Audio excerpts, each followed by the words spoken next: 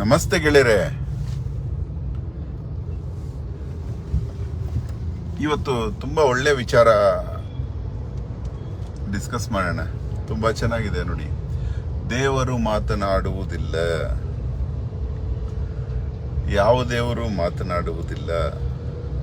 ದೇವರು ಒಳ್ಳೆಯವರು ಕೆಟ್ಟವರು ಎಂಬ ಭೇದ ನೋಡುವುದಿಲ್ಲ, ಎಲ್ಲರನ್ನೂ ಸಮವಾಗಿ ನೋಡ್ತಾರೆ. ನಮಗೆ ಸಿಕ್ಕುವ ಫಲಗಳು ದೇವರು ಕೊಡುವುದಲ್ಲ. ನಾವು ಒಳಿತು ಮಾಡಿದ್ರೆ ಒಳಿತು ಸಿಗುತ್ತೆ, ಕೆಟ್ಟದ್ದು ಮಾಡಿದ್ರೆ ಕೆಟ್ಟದ್ದು ಸಿಗುತ್ತೆ. ಅದು ದೇವರು ಕೊಟ್ಟದ್ದಲ್ಲ. ದೇವರು ನಮಗೆ ಕೊಡುವುದು ಸಮಪ್ರೀತಿ ಮಾತ್ರ. ರಾಮನನ್ನು ಸಮಪ್ರೀತಿ, ರಾವಣನನ್ನು ಸಮಪ್ರೀತಿ. ಕರ್ಮ ಫಲಗಳು ಅವರವರಿಗೆ ಸೇರಿದ್ದು. ಎಷ್ಟು ಚೆನ್ನಾಗಿದೆ ನೋಡಿ. ಅದಕ್ಕೆ ನಾವು ಸೋಲುವುದು ಎಲ್ಲಿಂದ? ನಾವು ಸೋಲುವುದು ಮಾತುಗಳಿಂದ. ನಾವು ಎದುರು ಮನುಷ್ಯನ ತಪ್ಪುಗಳನ್ನು ಹೇಳಲು ಹೊರಡುತ್ತೇವೆ. ತಪ್ಪುಗಳನ್ನು ಹೇಳಿದಷ್ಟು ನಾವು ಅವರಿಗೆ ದೂರವಾಗುತ್ತೇವೆ. ಎಷ್ಟು ಚೆನ್ನಾಗಿದೆ ನೋಡಿ ಇದು.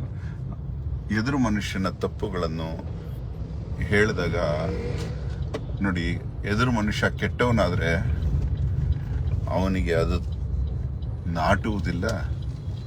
ಒಳ್ಳೆಯವನಾದರೆ ಅದು ಅವರಿಗೆ ಬೇಕಾಗೇ ಇಲ್ಲ. ಯಾಕಂದರೆ ಒಳ್ಳೆಯವನು ಯಾವಾಗಲೂ ತನ್ನ ತಪ್ಪುಗಳನ್ನು ಅರಿತು ನಡೀತಾ ಇರ್ತಾನೆ. ತಪ್ಪು ಮಾಡ್ತಾನೆ, ಪಾಪ ಮಾಡ್ತಾಳೆ, ಅರಿತು ನಡೀತಾರೆ. ಕೆಟ್ಟವರು ತಾನು ತಪ್ಪೇ ಮಾಡಿಲ್ಲ ಎಂದು ನಡೀತಾ ಇರ್ತಾರೆ. ಅವರಿಗೆ ಹೇಳಿ ಪ್ರಯೋಜನ ಇಲ್ಲ.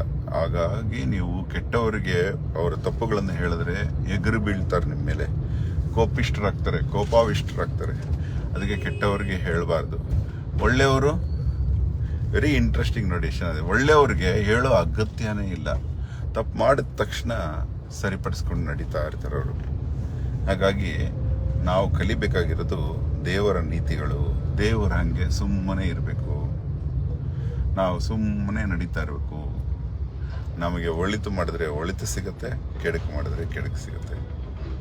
ಇನ್ನೊಬ್ಬರು ಕೆಡುಕು ಮಾಡಿದ್ರಲ್ಲ ಅಂತ ಪರಿತಪಿಸಬಾರದು. ಅವ್ರು ಕೆಡುಕು ಮಾಡಿದ್ರೆ ಅವ್ರಿಗೆ ಕೆಡುಕು ಸಿಗುತ್ತೆ. ಕೈಲಾದರೆ ನಾವು ಅವರಿಗೆ ಕೆಡುಕು ಆಗದ ಹಾಗೆ ನೋಡ್ಕೋಬೇಕು. ಜಗತ್ತಲ್ಲೆಲ್ಲರಿಗೂ ಒಳ್ಳೆಯದನ್ನು ಬಯಸ್ತಾ ಇರಬೇಕು. ಸರ್ವೇ ಜನ ಸುಖಿನೋ ಭವಂತು. ಧನ್ಯವಾದ. ಅಹೋರಾತ್ರ.